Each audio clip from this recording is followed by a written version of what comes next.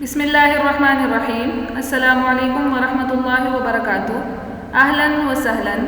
اقرا معہد الحافظات پشاور شارع ورسک، جماعت خاصہ سال اول، مضمون حدیث، سبق نمبر 10۔ آج حدیث نمبر 25 پڑھیں گے۔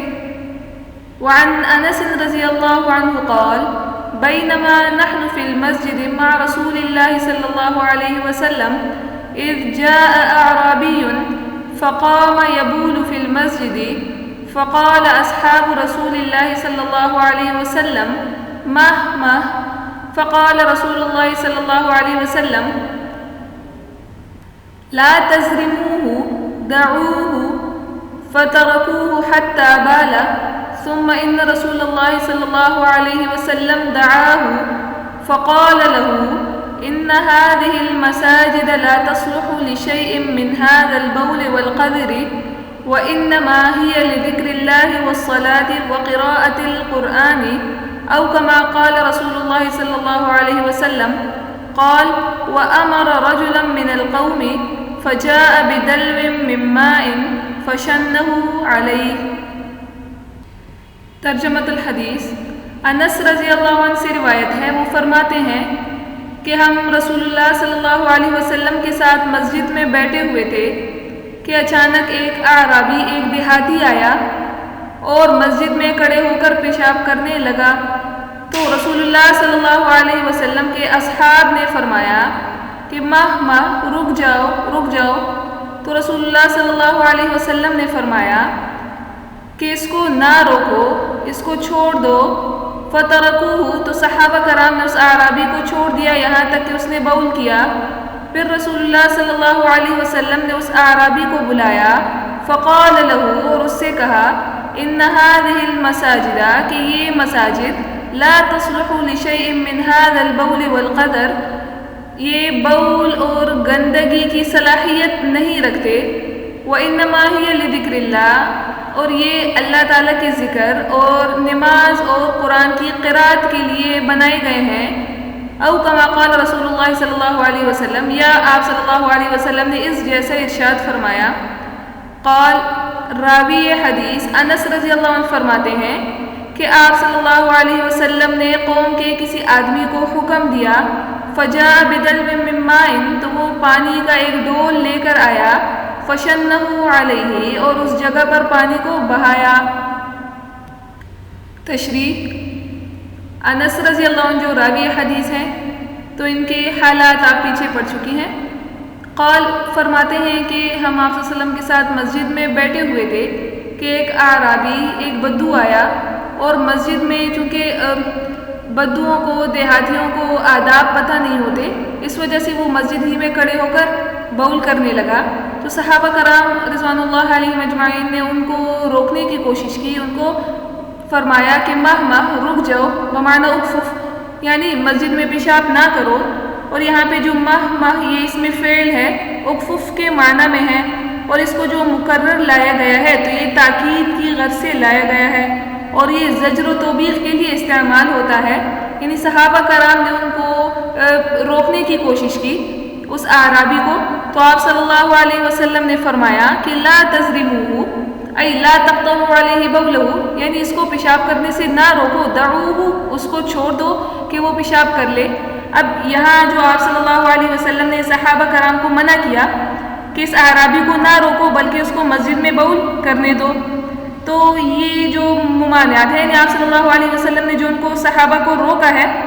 تو اس جملے سے آپ صلی اللہ علیہ وسلم کی شفقت اور محبت ظاہر ہوتی ہے کہ آپ صلی اللہ علیہ وسلم کو اپنی امت سے بےحد محبت اور بےحد شفقت ان پر کرتے تھے۔ اور جو آپ صلی اللہ علیہ وسلم نے یہ فرمایا کہ دیہاتی کو نہ روکو، تو اس کی وجہ یا تو یہ ہے کہ اگر اس کو روکا جاتا بول کرنے سے تو وہ یا تو بھاگ جاتا، اور اگر وہ بھاگ جاتا تو مسجد میں ایک جگہ کے بجائے دوسری جگہ بھی گندے ہو جاتی، تلویث کا خطرہ تھا، یعنی مسجد جگہ جگہ سے ناپاک ہو جاتی۔ اسی وجہ سے آپ صلی اللہ علیہ وسلم نے صحابہ کرام کو روکا کہ وہ اس کو منع نہ کریں۔ یا پھر دوسری وجہ یہ ہے کہ آپ صلی اللہ علیہ وسلم نے جو صحابہ کرام کو روکا ہے تو یہ اس وجہ سے کہ وہ اعرابی ڈر کی وجہ سے یا خوف کی وجہ سے ایسا نہ کر لیتا کہ وہ پیشاب کو بول کو روک لیتا، اور اگر وہ ایسا کرتا تو یہ تکلیف کا ذریعہ ہے، کیونکہ اس سے بیماری پیدا ہو جاتی، اس اعرابی کو تکلیف پہنچتی۔ اسی وجہ سے آپ صلی اللہ علیہ وسلم نے صحابہ کرام کو منع کیا کہ وہ اس اعرابی کو کچھ نہ کہے بلکہ اس کو بول کرنے دے۔ اسی طرح ایک حدیث میں آتا بھی ہے کہ آپ صلی اللہ علیہ وسلم نے صحابہ کرام کو یہ بھی فرمایا کہ فَإِنَّمَا بُعِثْتُم مُيَسِّرِينَ وَلَمْ تُبْعَثُوا مُعَسِّرِينَ، کہ تم آسانی کرنے کے لیے آسانی کرنے والے بھیجے گئے ہو اور تم مشکل میں ڈالنے والے یا سختی کرنے والے نہیں بھیجے گئے۔ تو اسی وجہ سے صحابہ کرام رضوان اللہ علیہم رک گئے تھے، یعنی فَتَرَكُوهُ، انہوں نے اس اعرابی کو چھوڑ دیا تھا، حتی بالا، یہاں تک کہ اس نے بول کر لیا۔ پھر آپ صلی اللہ علیہ وسلم نے اس اعرابی کو بلایا، یعنی بول کرنے کے بعد جب وہ فارغ ہو گیا تو آپ صلی اللہ علیہ وسلم نے اس اعرابی کو بلایا ان کو ادب سکھانے کے لیے، اور ان کو فرمایا کہ ان هذه المساجد لا تصلح لشيء من هذا البول والقدر، کہ مساجد وہ بول کے لیے اور گندگی وغیرہ کی صلاحیت نہیں رکھتے، یعنی مسجد ان گندگیوں کی جگہ نہیں ہے کہ مسجد میں کوئی بول کرے یا کوئی گندگی وغیرہ ڈالے، بلکہ مساجد کا جو مقصد ہے وہ یہ ہے کہ انما ہی لذکر اللہ، کہ اللہ تعالیٰ کا ذکر کیا جائے، اللہ تعالیٰ کو یاد کیا جائے، والصلاۃ، اور اس میں نماز پڑھی جائے، وقراءۃ القرآن، اور قرآن کی قراءت کی جائے، قرآن پڑھا جائے، او کما قال رسول اللہ صلی اللہ علیہ وسلم۔ یہ راوی حدیث کے الفاظ ہیں، یعنی وہ یہ فرمانا چاہتے ہیں کہ پیچھے جو حدیث گزر چکی ہے یا تو آپ صلی اللہ علیہ وسلم نے انہی الفاظ کے ساتھ یہ سب کچھ ارشاد فرمایا ہے، یا پھر او کما قال، یا پھر آپ صلی اللہ علیہ وسلم کا مفہوم تو یہ تھا لیکن الفاظ کچھ اس کے علاوہ دوسرے تھے، باقی مفہوم یہی ہے۔ قال، پھر آگے راوی فرماتے ہیں انس رضی اللہ عنہ کہ وَأَمَرَ رَجُلًا مِّنَ الْقَوْمِ، کہ اس اعرابی کو ادب سکھانے کے بعد آپ صلی اللہ علیہ وسلم نے صحابہ کرام میں سے کسی آدمی کو بلایا،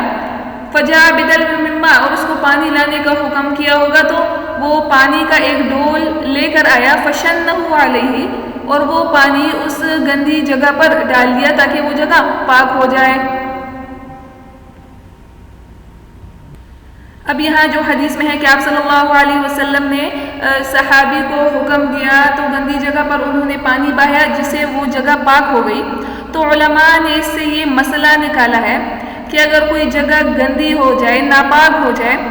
تو پانی ڈالنے سے یا اس پر زیادہ مقدار میں پانی بہانے سے وہ جگہ بالاتفاق پاک ہو جائے گی، لیکن پانی کے علاوہ کسی اور طریقے سے وہ جگہ پاک ہو سکتی ہے یا نہیں، تو اس میں اختلاف ہے۔ احناف کا مذہب یہ ہے، وہ یہ فرماتے ہیں کہ پانی اگر اس جگہ پر بہا دیا جائے تو وہ جگہ پاک ہو جائے گی، لیکن اس کے علاوہ اگر وہ زمین ایسی ہے، مٹی والی ہے، کچی زمین ہے، تو وہ اگر دھوپ سے خشک بھی ہو جائے تو خشک ہونے کی وجہ سے بھی وہ پاک ہو جائے گی، یعنی اس پر نماز پڑھی جا سکتی ہے، اور پانی کے ساتھ خشک ہونے سے بھی وہ جگہ پاک ہو جائے گی، پانی بہانے سے بھی وہ پاک ہو جائے گی، اور اس کے علاوہ اگر اس زمین کی مٹی کو کھرچ دیا جائے، ہٹا دیا جائے، تو تب بھی وہ جگہ پاک ہو جائے گی۔ یعنی یہ تینوں طریقے اگر اس کے ساتھ ہو جائیں تو تینوں سے وہ زمین پاک ہو سکتی ہے، اس پر نماز پڑھنا صحیح ہوگا۔ لیکن امام شافعی رحمہ اللہ یہ فرماتے ہیں کہ زمین صرف پانی بہانے سے ہی پاک ہوگی، یعنی اس زمین پر جب پانی بہایا جائے گا تو وہ جگہ پاک ہو جائے گی، لیکن اس کے علاوہ اگر کوئی اور طریقہ اپنایا گیا یا تو وہ زمین خشک ہو گئی یا پھر اس کی مٹی کو کھرچ دیا تو ان دونوں طریقوں سے زمین پاک نہیں ہوگی۔ اور وجہ یہ ہے کہ آپ صلی اللہ علیہ وسلم نے جو یہاں مسجد کو پاک کروایا تھا، صاف کروایا تھا، تو پانی بہا کر اس کو صاف کیا تھا، اس لیے وہ کہتے ہیں کہ صرف پانی بہانے سے ہی زمین صاف ہو جائے گی، نماز پڑھنے کے قابل ہوگی۔ تو ان کو احناف کی طرف سے یہ جواب دیا جاتا ہے کہ یہاں آپ صلی اللہ علیہ وسلم نے جو پانی بہانے کا حکم دیا تھا تو وہ اس وجہ سے دیا تھا تاکہ پیشاب کی جو بدبو ہے اور اس کا رنگ وغیرہ ہے تو وہ بھی صاف ہو جائے، لیکن اس کے علاوہ اگر وہ خشک بھی ہو جائے دھوپ سے یا مٹی کو کھرچ دیا جائے تو تب بھی وہ زمین پاک ہو جائے گی۔ حکم صرف اس کے رنگ کو اور اس کی بدبو کو ختم کرنے کے لیے دیا تھا۔